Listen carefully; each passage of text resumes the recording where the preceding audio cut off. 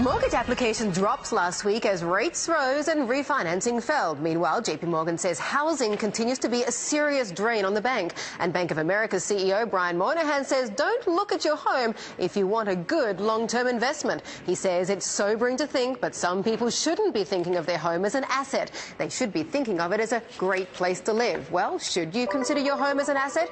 Joining us now is Shari Olefson, attorney at Fowler White Boggs, and Alex Charfen, CEO of Distressed Property Institute. Alex, please don't tell me that the American dream is dead. No, I don't think that the American dream is dead. I think the key words in what Moynihan said is that some people should not be looking at their home as an asset.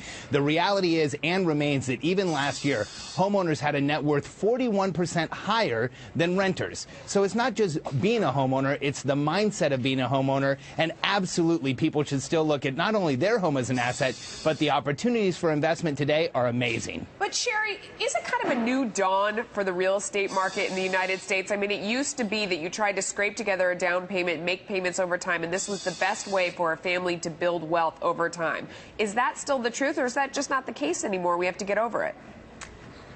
You know what, Melissa, like Alex said, it's really a mixed bag. Look, what American do you know who's not going to list their home as an asset on their balance sheet? The problem is we got to list those darn mortgages in the liability column, too. And that net equation is what's not working out for so many people. 25% of Americans we know are underwater in their home. The flip side is 75% of us are not. So for 75% of us, that's still an asset. We've got 23 million heads of household who are retiring. 80% of them own a home. 65% own it free and clear. So clearly they still consider that their biggest asset.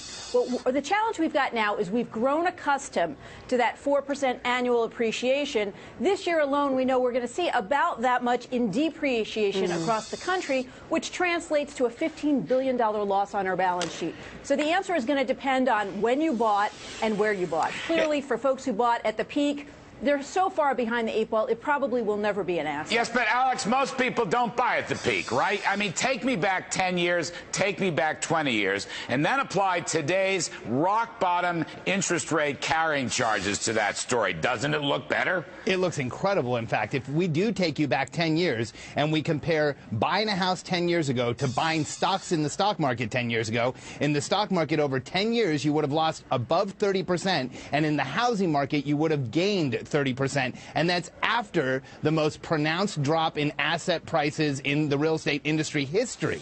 The reality here is that houses are an incredible investment, and like Shari said, some people are going to have a tough time recovering fully, but for those people who are buying today, most of the loss has already been taken by another individual. Shari, do you see a better case to rent right now rather than buy?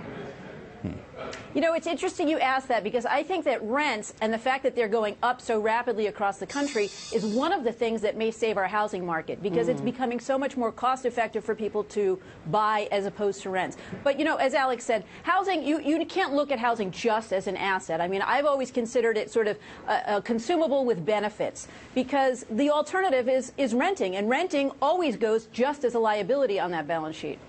All right, we'll leave it there, guys. Thanks so much for joining us. A very quick break.